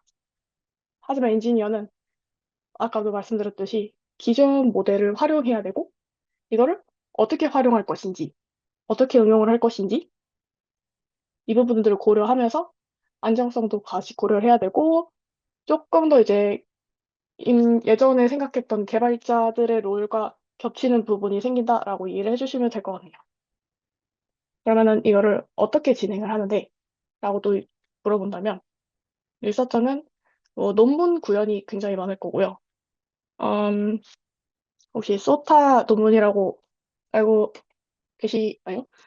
그 스테이트 오브 더 아트라 그래가지고 제일 최시대, 최첨단 모델들 그런 논문들을 이제 구현해보거나 아니면 거기서 아이디어를 얻거나 이런 부분들이 굉장히 중요하게 가지고 있고, 저 뭐 환경 기반이나 구성도 간단하게 뭐 허깅 페이스나 뭐 주피터 이런 부분들로 진행을 하고, 평가나 재현성도 그냥 되게 제너럴하고 스코어를 보는 부분이 많다면 엔지니어는 일단 개발하고 이거 프로덕션화 해야 되니까 구현합니다.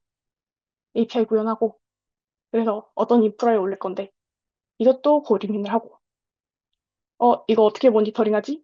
어떻게 운영을 해야 되고 어떻게 유지 보수를 해야 되지? 를 같이 고민을 합니다. 그러면 그리고 가장 또 큰 특징 중에 하나가 연구자들은 같이 일하시는 분들이 대부분 연구자들이에요. 그래서 서로 무슨 얘기를 하는지 이해가 너무 쉽고 그런 새로운 기술, 신기술 이런 게 너무 이런 얘기를 하는 게 너무 재밌어요. 학구적이고. 근데 이제 엔지니어는 연구자들도 있어요. 연구자들도 같이 얘기를 하지만 그 외에 뭐 프로덕션이니까 PMPO랑도 얘기를 해야 되고 백엔드, 프론트엔드 같이 협업해야 되고, 가끔 이제 홍보 자료 이런 것도 해야 되는데, 잘 모르니까 또 홍보나 이런 마케팅 팀에서도 요청을 해야 됩니다. 한마디로, 전사적으로 굉장히 많은 팀들과 협업을 해야 된다고 이해를 해주시면 될 것 같습니다. 이상과 현실인데요. 처음에 이제 엔지니어로 들어오기 전에는 다들 이런 생각을 하고 들어와요. 정말 똑똑하고 멋진 연구자분들과 협업해서 멋진 기술 써보고 요즘 뭐가 유행한다던데 나 이거 다 써보고 싶고 아, 왜 저 모델이 저렇게까지밖에 안 되지? 나 좀 멋진 고성능 모델 개발할 수 있을 것 같아. 저런 똑똑한 사람들이 모였으니까 엄청난 무언가를 만들 수 있지 않을까? 그리고 지금 LLM이 한 3년? 요 사이에 굉장히 크게 발전을 하고 있고 이 산업군이 커지고 있는데 그 사이에서 있으면서 아, 나는 미래를 굉장히 선도하는 선도주자야. 라면서 사회적으로 굉장히 큰 영향력을 가질 거라고 생각을 하고 들어오시는 분들이 많아요. 근데 현실은 어, 어쨌든 주니어들 대상이라고 생각을 하시면 일단은 데이터 수집이랑 전처리도 굉장히 중요합니다. 그리고 난 멋진 거 다 해보고 싶었는데 실제로 해보려고 하면은 자원도 굉장히 부족하고요. 내가 하려는 걸 할 수 없게 막아는 규제도 굉장히 많아요. 그리고 아까 말씀드렸던 것처럼 그냥 연구자들끼리 재밌게 얘기를 하면 좋겠는데 비기술자들이랑 소통도 해야 되고 이들에게 이걸 왜 해야 되는지 설득하는 과정도 굉장히 많습니다. 모델 개발, 오픈소스 라이브러리를 잘 가지고 오는 것도 재능이고요. 그럼 이제 조금 고루하고 지루한 작업이 될 수도 있든 게 현실이라고 보시면 될 것 같습니다. 어, 제가 이거는 저희 회사에서 그렸던 LLM 기반 챗봇 서비스고요. 다행히 이거는 작년 초 이때 그렸고 그리고 작년 말쯤 외부에 홍보 자료로 나가가지고 그냥 가지고 왔어요.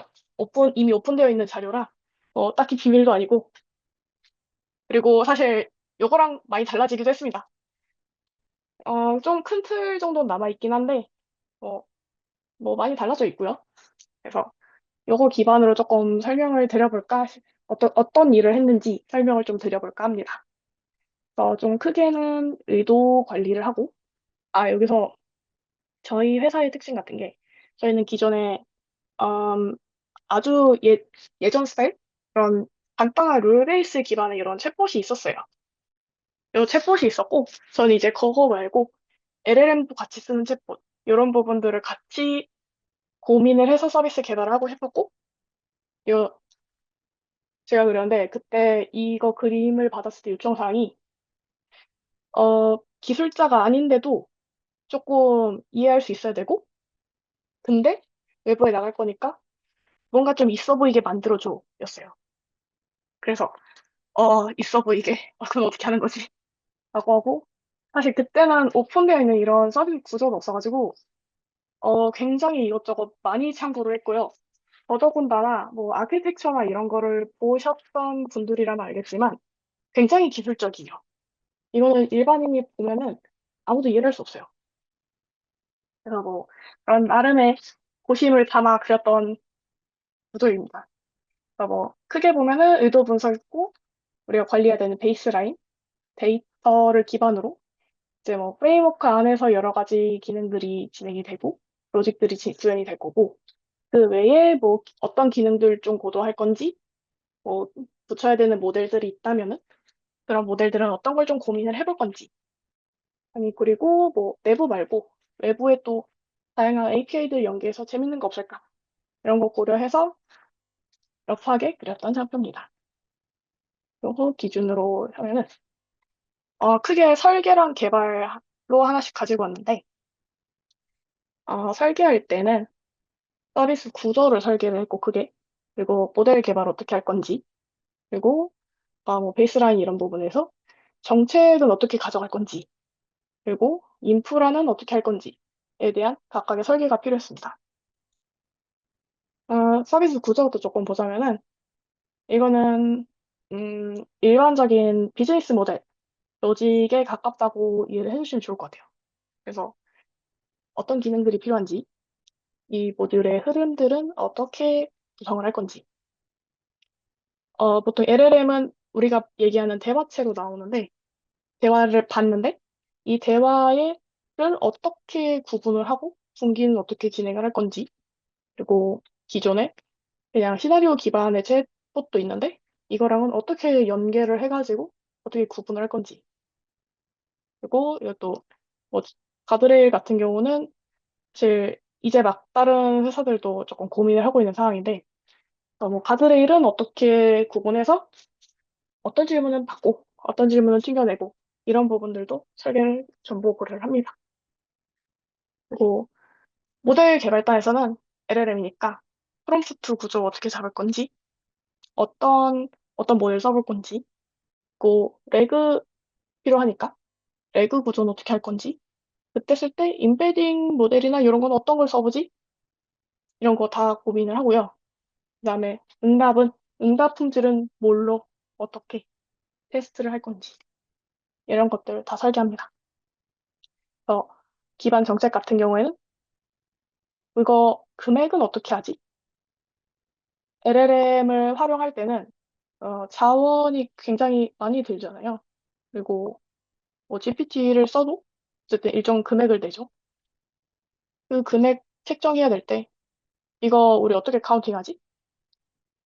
이력은 어떻게 쌓지? 이게 어쨌든 판매가 돼야 되는데 그런 권한이나 관리는 어떤 부분을 고려하지? 이런 부분들 고려를 하면서 조금씩 설계를 하고 그럼 인프라는 했을 때 모델 배포는 어디다 하지? 그냥 서버? 뭐 온프레미스인지 아니면은 뭐 클라우드 기반일 건지 이런 부분부터 고려를 해가지고 뭐 나중에 스케일링은 어떻게 할 건지는 조금 나중이고 로그나 이런 모니터링은 어떻게 계속 진행을 할 건지 또 좀 겹치는데 뭐 보안 설계할 때 이런 부분 어떻게 진행할 건지까지 설계를 전부합니다. 그러면은 이것들 기반으로 이제 개발을 한다고 생각을 하면은 데이터 수집 및 처리부터 시작이 되겠죠. LLM을 학습부터 하는 업체들 같은 경우에는 이 데이터 정리랑 통합도 중요해요. 그 부분들도 중요하고, 제가 인하우스 DB랑 벡터 DB 구축이라고 써놓긴 했는데, 이제 인하우스 DB는 뭐 일단 당연하게 생각하는 뭐 RDB도 있고, 뭐 NoSQL DB도 있고, 뭐 여러 가지가 있으니까 그거는 업체마다 회사마다 조금 다를 것 같고요. 근데 벡터 DB도 뭐 구축을 어떻게 할 건지, 벡터 DB도 생각보다 종류가 많습니다. 이 중에서 무슨 기준으로 어떻게 개발하지? 정해가지고 또 DB 구축하고, 임베딩 어떤 거 쓰기로 했고, 인덱싱은 어떻게 하지?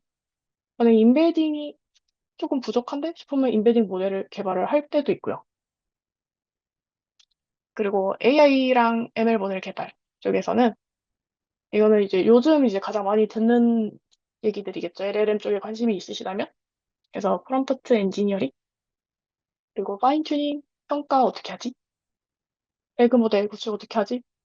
뭐 어드밴스 레그도 있고, 뭐 여기 펑셔널 레그도 있고, 뭐 여러 가지가 있는데 이것들 또 골라서 구축을 해야 됩니다. 그 외에 이제 기존의 이제 회사에서 뭐 분석이나 예측 모델들을 가지고 계신 분들도 있고 없는 분들도 있는데 뭐 이런 부분들이 같이 개발이 될 수도 있고요. 없으면 그냥 없는 채로 LLM 기반 챗봇이니까 그냥 챗봇 자체 개발에 집중하는 경우도 있습니다. 백엔드 개발은 API 서버랑 비즈니스 로직 구현하고요. 외부 API랑 연동하기로 했으면 연동 다 해야 되고 물론 동작 검증도 같이 다 진행을 해야 됩니다.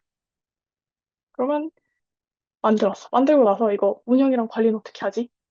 또 고민을 하고 이제 이것도 개발해야 돼요. 우리 에러 로깅은 어떻게? 해? 모니터링은 뭘로 할까? 성능 테스트도 해야 될 것 같은데? 해야 될 것 같은데가 아니라 해야 되죠. 어떤 성능 테스트 하지? 어떻게 하지?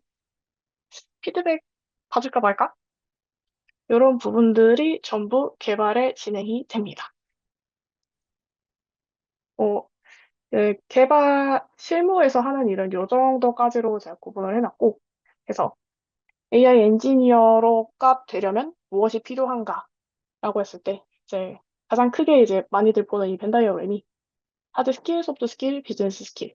이렇게 세 개로 나눌 수 있을 것 같고, AI 팀에서 보통 AI 엔지니어를 뽑기 때문에, 그냥 팀의 관점에서 보자면은, 클라우드 하드 스킬 같은 경우에는 되게 굉장히 테크니컬한 기술적인 부분들이겠죠. 이런 부분들이 있고, 생각보다 그리고 하드 스킬도 중요하지만 소프트 스킬이나 비즈니스 스킬도 굉장히 중요한 부분입니다. 소프트 스킬 같은 경우에는 뭐 의사소통 어디나 강조를 하는데 생각보다 이 의사소통이 잘 이루어지는 경우는 쉽지 않아요. 그리고 많이들 와서 이제 좀 충격받는 분들도 있는데 문서화, 문서화도 상당히 필요합니다. 왜냐면 우리는 우리끼리 우리가 아는 언어로 얘기를 하는 게 아니라 우리가 아는 걸 다른 사람들에게 얘기를 해야 되고 의사소통을 해야 되는데 이때 보여줄 수 있는 게 없어요. 가장 서로가 이제 가장 잘 이해할 수 있고 증거로 남을 수 있는 건 문서 작업입니다. 그래서 생각보다 문서 작업도 필요하고요. 어, 비즈니스 스킬 같은 경우에는 프로젝트 뭐 각자 뭐 타임라인 관리도 필요하지만 그래서 우리의 서비스는 어떤 시장을 타겟으로 어떤 고객을 타겟으로 하고 있는지에 대한 이해가 있어야지 그 타겟에 맞는 올바른 방향으로 진행을 할 수 있고, 그랬을 때 최근에 각종 이제 법률 규제나 이런 부분들이 굉장히 많아요. 그리고 딥시크가 굉장히 핫했다가 또 금방 사그라들었던 이유 중에 하나는 보안 이슈가 굉장히 크게 터졌죠. 뭐 그런 법률 이해도 있고, 특히 AI 쪽 같은 경우에는 이 윤리적 책임감이 굉장히 중요하고 앞으로 잘못하면 크리티컬해질 수 있는 스킬 중에 하나입니다.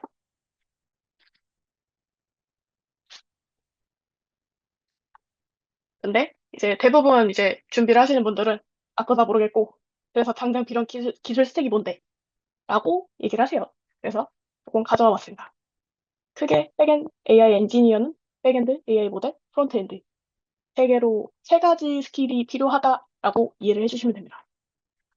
그래서 각자 이제 자신의 기반이나 원하는 쪽에 따라서 포커싱 되는 스킬 포인트가 다를 텐데, 네, 뭐 백엔드 같은 경우는 뭐 DB, 컨테이너, 그리고 자바 같은 경우는 스프링 부트, 각종 API, 로드 밸런서가 필요할 수 있고요. 그리고 데이터를 다루는 툴, 에어플로나 뭐 젠킨스 이런 애들. 뭐 나는 모델 쪽에 조금 더 관심이 있어. 모델 쪽에서 이제 기반으로 하는 베이스 지식들, 뭐 트랜스포머 같은 거, 그리고 모델이니까 프레임워크, 모델을 다루는 프레임워크 필요하죠. 파이토치, 텐서플로우. 그, 이거는 그냥 예전부터 기본이었어요. 항상 AI, 뭐 ML 하면은 나오는 스킬이죠. 이제 LLM에 대해서 되니까 뭐 레그, 프롬프트, 파인 튜닝, 임베딩 이런 뭐 임베딩은 전에 붙어 있긴 했지만 뭐 이런 정도가 조금 추가됩니다. 프론트엔드. 이거는 엄청난 프론트엔드를 스킬을 가질 필요는 없어요. 그냥 내가 한 거를 남한테 보여줄 수 있을 정도면 돼요. 그래서 이제 뭐 원체 하시던 분들이라면 플러터나 리액터 네이티브 뭐 이런 거 기반이신 분들도 있고 LLM 같은 경우는 요즘 그라디오나 스트림릿으로 많이 보여드리고 있고요. 그리고 뭐 그냥 기본적인 뭐 HTML이나 뭐 CSS 이런 것도 이해를 해주시면 좋습니다.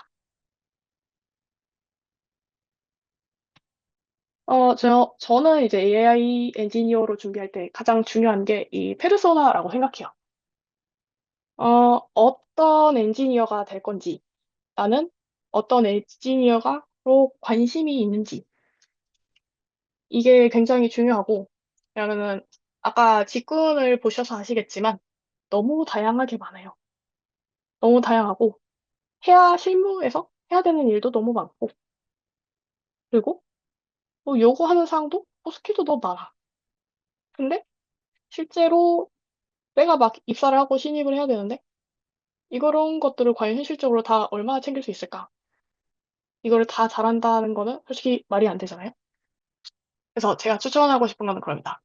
나를 보여줄 수 있는 프로젝트를 하나라도, 진짜 딱 하나라도 깊게 해보는 거예요. 그래서, 근데 혼자 하지 말고 꼭 같이 누군가와. 그래서 이걸 하다 보면은 이제 협업 시 내가 어떤 역할을 좋아하는지, 어떤 식으로 이 팀플레이를 진행을 하는지 알 수 있고요. 그리고 기술적으로도 내가 여기까지 생각해봤다. 나는 이것까지 다뤄봤다. 그냥 이것저것 한 게 아니라 이 프로젝트 하나 진행하면서 뭔가 이 문제 하나에 굉장히 골똘히 고민을 해보고 그 문제를 해결하기 위해서 굉장히 다양한 시도를 해보고 이런 부분들이 기술적인 성과를 오히려 보여줄 수 있는 것 같고요. 그리고 저는 이 Y를 굉장히 많이 물어보는 편이고 실제로 그런 AI 직군에 관심이 있으시다면은 이 Y에 대답할 수 있는 논리가 굉장히 중요합니다. 왜냐하면은 제가 들었던 얘기 중에 하나는 AI 쪽이 아니셨는데 AI 쪽에 시작을 하시고 나서 저한테 AI는 왜 정답이 없어? 이러시는 거예요. 그게 무슨 소리야? 뭐 그냥 난 자바 백엔드였는데 얘는 규칙도 있고 다 있는데 AI는 규칙이 없대. 저는 이게 굉장히 좀 신선했거든요. AI는 맞아요. 규칙 정해져 있는 픽스되어 있는 룰이 없어요. 굉장히 많은 상황이 다르고 그 와중에 고려해야 되는 뭐 기술도 굉장히 많고 그럼 그 중에서 우리는 항상 최적의 선택을 할 수 있도록 해야 되는데 이때 왜 그러면은 왜 그 방법을 선택했고 우리는 왜 그렇게 진행하기로 했고 이런 거에 대해서 뭐 간단한 이유여도 상관이 없어요. 그냥 뭐 이런 이유로 나는 이렇게 진행을 해보는 게 어떻겠냐 라고 충분히 설명을 할 수 있고 그게 논리력을 가지고 있으면 됩니다. 이럴 거면은 사실 프로젝트를 간단하게 하면은 이런 부분들을 보면은 고려하지 않고 그냥 프로젝트를 하시는 분들이 많습니다.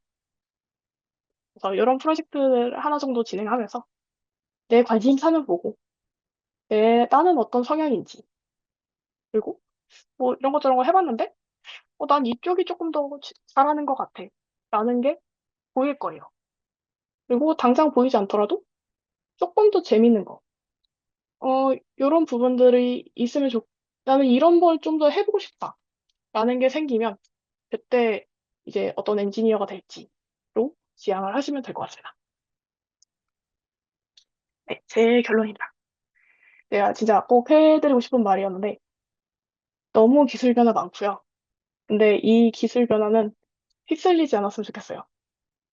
사실 뭐 굉장히 신기술이다라고 하고 나오는 지금의 것들도 사실 안쪽을 조금 더 들여다보면은 예전부터 있었던 기술들이고 그게 조금 더 포장돼서 나온 거고 그래서 엄청 예전부터 하시던 분들은 뭐 예전 거랑 별로 다른 것도 없네 라고 하시는 게 많아요.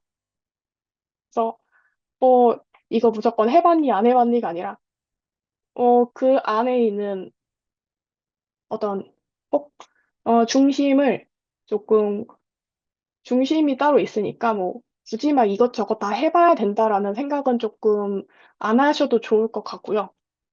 그것보다는 이제 조금 더 고민을 해보는 게 나는 이걸 하기 위해서 어떤 것까지 고민을 해봤고 어떤 고민을 해봤고 이런 부분들에 대한 고민이 조금 더 중요할 것 같고 그리고 아까 보셔서 알겠지만 할 일이 정말 정말 많습니다. 고려해야 될 게 정말 정말 많고요.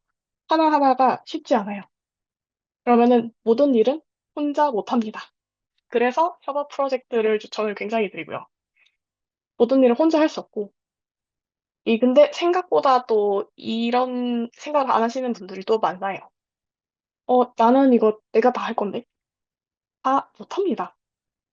우리의 시간과 자원은 한정되어 있고, 우리의 그런 리밋 제한 안에서 이거를 완료시키려면은 그냥 모두와 잘 나눠가지고 함께 협업해서 어떤 결과를 먼저 끝내는 게 우선이지.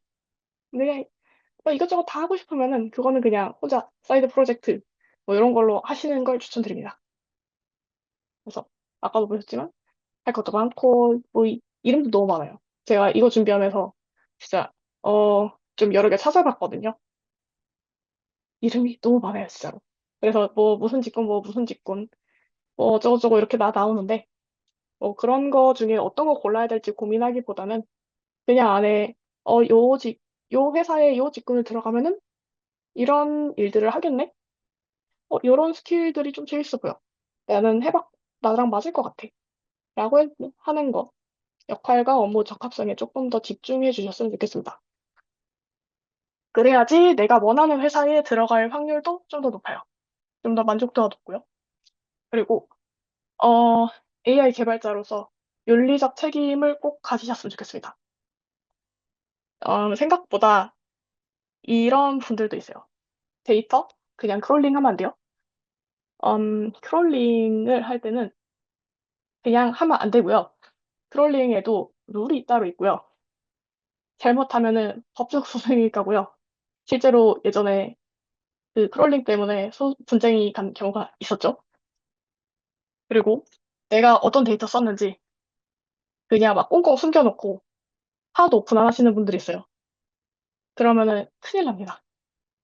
이게 그때 당시에는 뭐 이게 회사고 서비스를 내야 되면은 언제나 저희는 그런 법적 분쟁을 생각을 하고 있어야 돼요.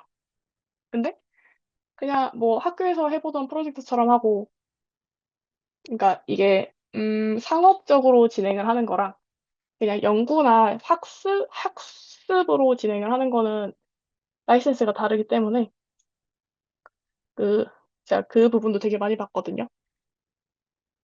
뭔가 했다고 다 올려놓고 깃허브 막 올려놨는데 심지어 만들어 놓으신 분은 라이센스 표기도 안 했어. 근데 하고 들어가서 뭔 소스를 봤더니 라이선스가 뭐 비상업용이어야 되고 무조건 학술적으로만 사용돼야 되고 뭐 이런 부분들이 있어요. 이 부분들을 고려 안 하면은 나중에 정말 큰일이 납니다. 이거는 정말 크리티컬하게 회사로서도 분쟁이 될 수가 있고 이게 쌓이면은 저 사람이 만든 모델이나 서비스에 대해서 우리는 신뢰를 할 수가 없어요. 어, 저 사람이 저런 걸 생각하지 않고 그냥 가져다 썼는데 저러다 뭔가 문제 생기면 어떡하지? 라고 보이는 순간 그 개발자는 신뢰를 잃어버립니다. 그러면은 앞으로도 이제 조금 힘들어질 거고요. 최근에는 아직 말은 좀 많지만 AI 관련 보안법이 굉장히 많이 논의가 되고 있어요.